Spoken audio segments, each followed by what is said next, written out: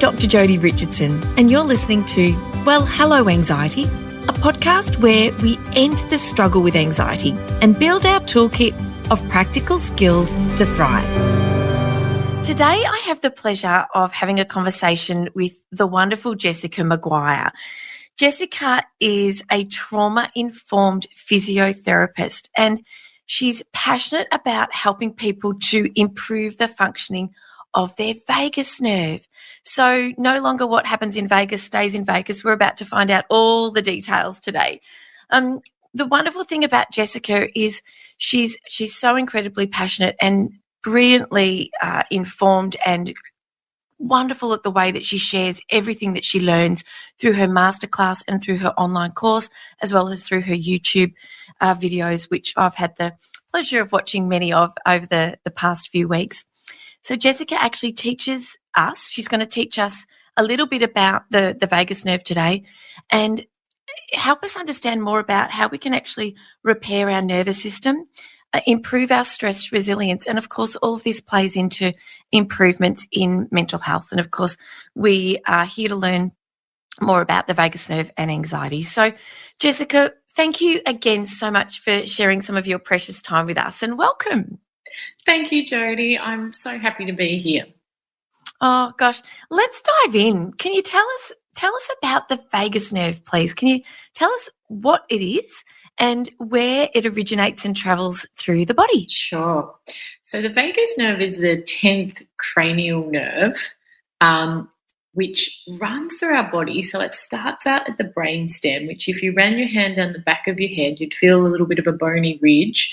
And if you went in from there, it starts out in the brainstem and it travels down the body on both sides.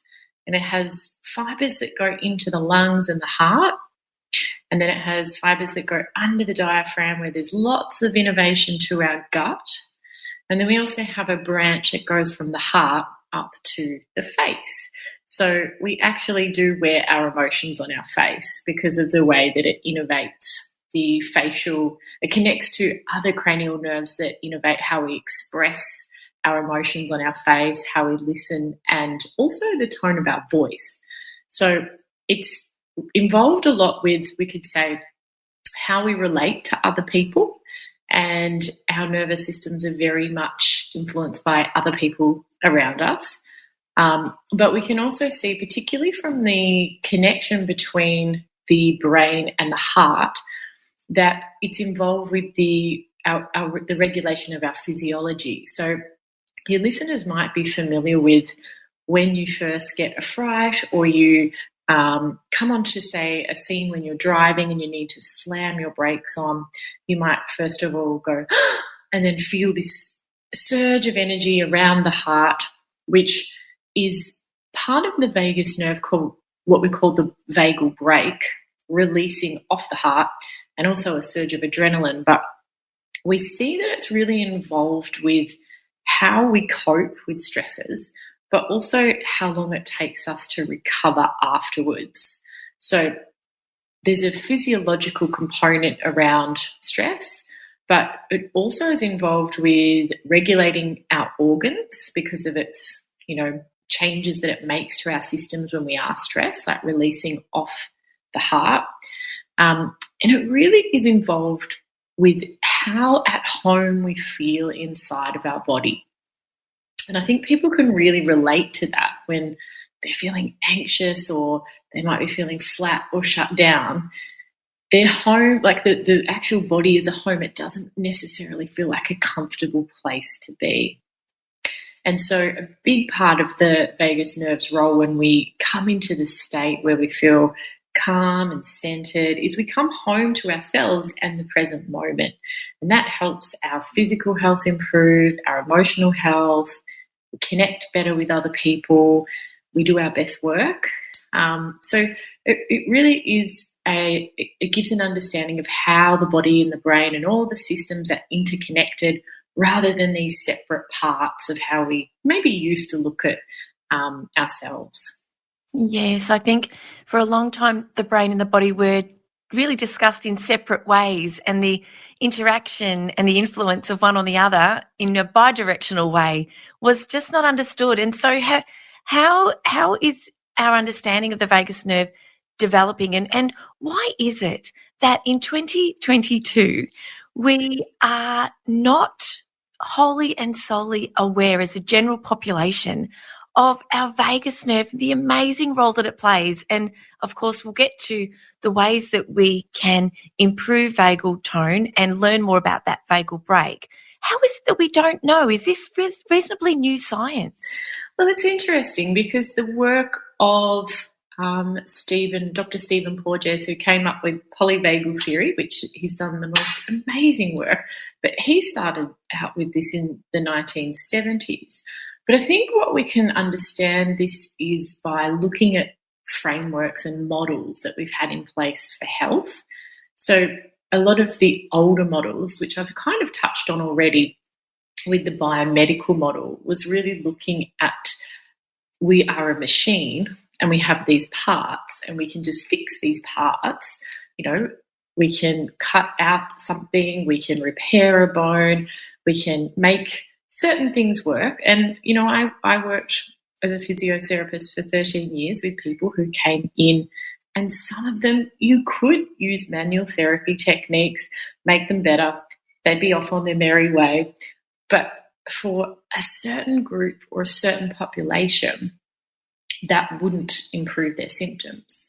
And for me, I just couldn't sit with the fact that a person wasn't getting better in response to the modalities that I was using, and that then I didn't want to give a message to that patient of, well, there's something wrong with you.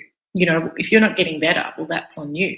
So for me to understand what that was led to a lot of this study.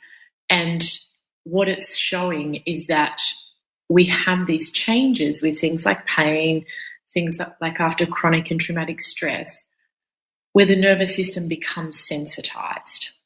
And this it's not a simple explanation, but if we just say for pain, for instance, we know with persistent pain that goes on months after, say, an injury takes place and that someone's not getting better, that there are changes that we see in the brain, there are changes that we see in the way someone processes that.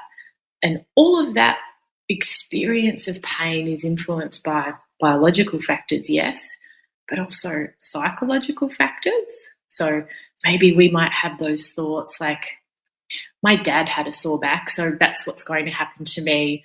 Or it could be the stress around financially, what that means.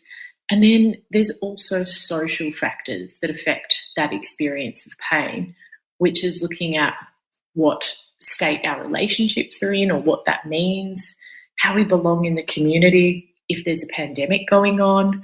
So what we might have just thought as a simple thing like pain is linear to an injury, we're seeing that's not the case, which makes it so complex that pain is not a construct of just the body part that's been injured.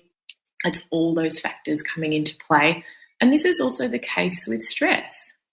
So we can't say, well, I don't know what they're so worried about. It's not that big of a deal, because it depends on our history. It depends on our values. It depends on, has this experience reminded me of something else?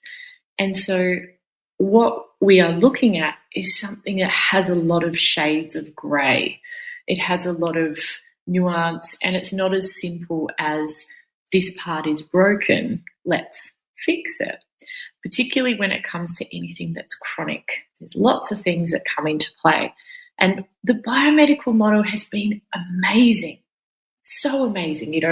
Antibiotics, we can have surgeries that fix things.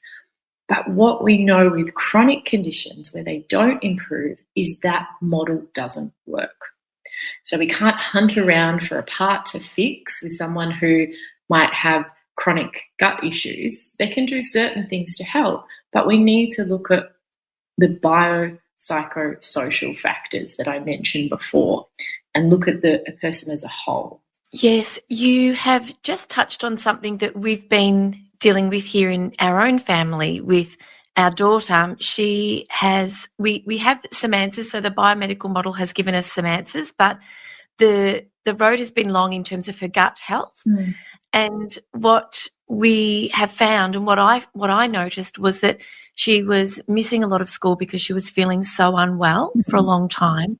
But I was observing that. So from a biological point of view, we were having tests, gastroscope, the biopsy with the gastroscope, the MRI for the headaches, the transabdominal ultrasound for the gut, for the abdominal pain. So we were going down that pathway. And so from a biological perspective, yes, we were addressing the issue and trying to get answers. But from a psychological perspective, I was able to observe that was going downhill for her because she was not connecting and doing the things that she normally does that really give her a rich life, her singing, her basketball, seeing her friends, being at school. And from a social perspective, I started to see changes as well in terms of the reaching out of friends after school when they'd finished their school day.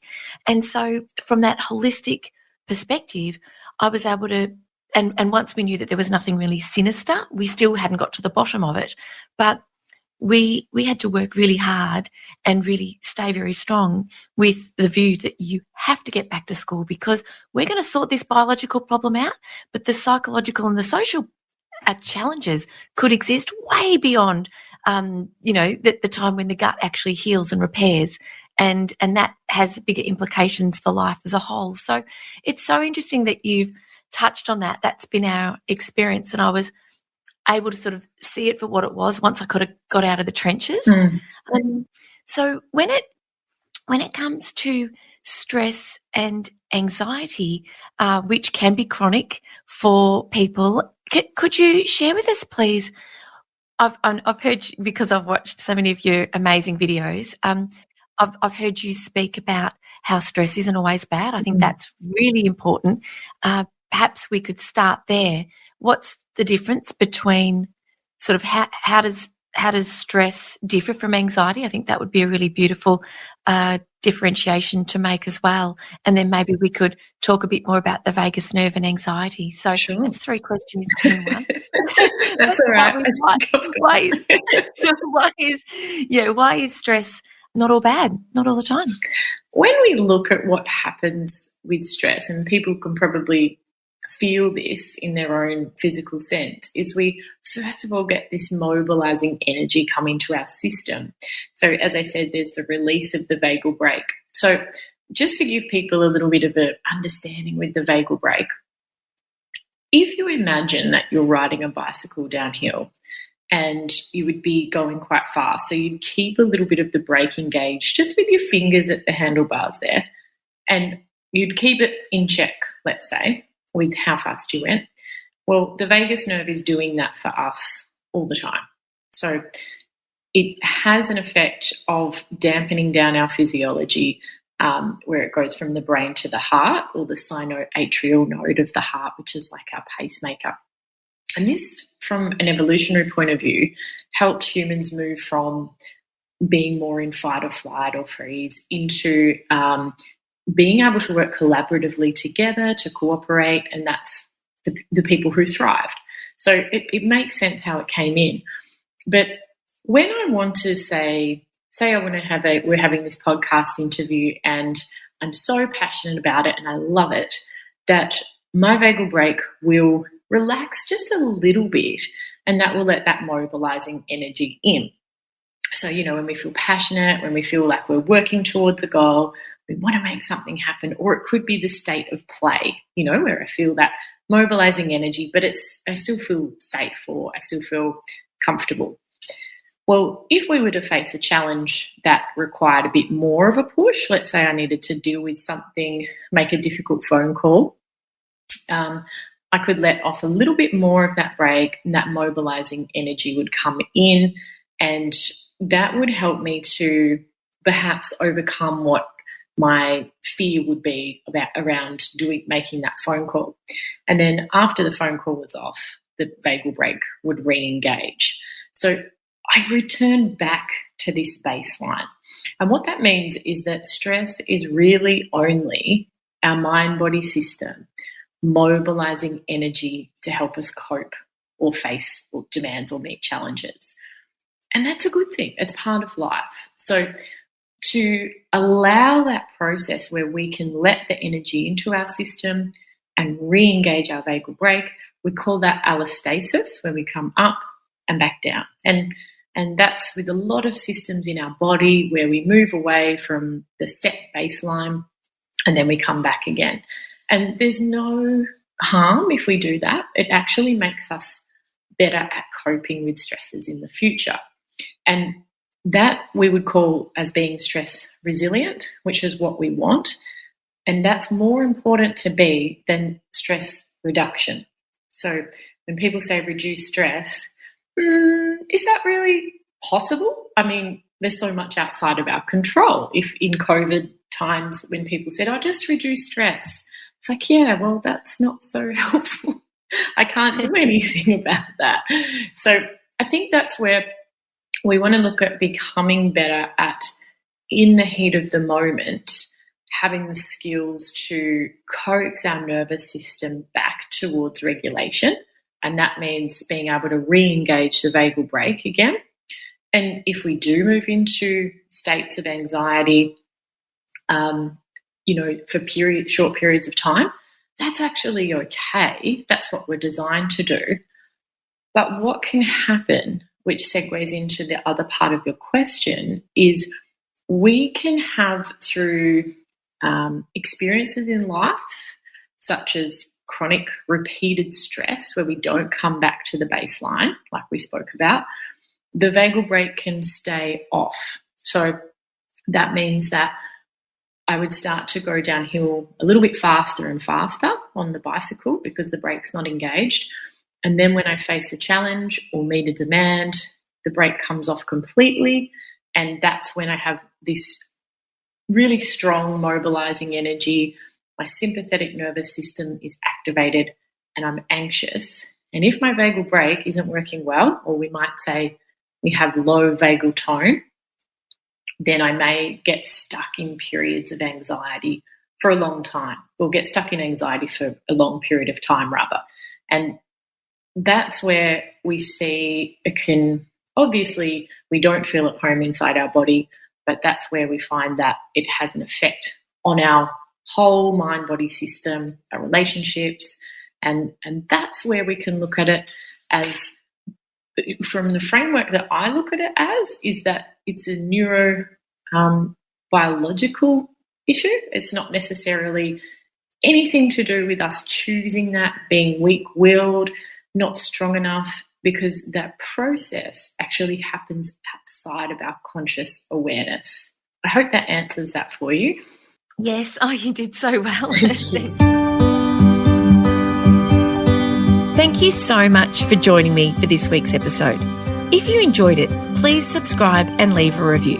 To keep the conversation going, I'd love you to join me over on Instagram. You'll find me at Dr. Jodie Richardson. Also, if you'd like a copy of my free 5-day mini email course, Calm Your Anxious Brain, then jump over to my website, drjodierichardson.com, and you can sign up down the bottom. I've really enjoyed having your company. Thanks so much. See you next time. Hi there, Dr. Jodie Richardson here.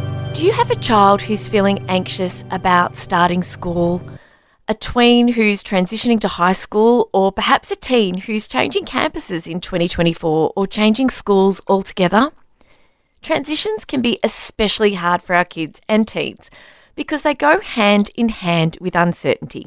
There are just so many unknowns. But what we know for sure is that uncertainty drives anxiety. And so if you have a child or teen who's feeling anxious about school for any reason, it's perfectly understandable. Left unchecked, anxiety around school can lead to a morning off here or a day off there, and these absences can escalate to school refusal, which is why I've created a new online program for parents called Well, Hello School Anxiety. The program will run live over 4 weeks starting in mid-January, where you'll learn all about the brain, anxiety, and how to identify it, exactly what to do and say when anxiety around school shows up, powerful anxiety management strategies. You'll create a custom plan for your child's unique situation. You'll learn how to enrol the school's help to support your child through the school gate each morning, and so much more. You can learn more about this program and secure your place by heading to my website, drjodirichardson.com, and clicking through from the top of the homepage. I can't wait to work with you and help make school transitions in 2024 smoother and less stressful for the whole family.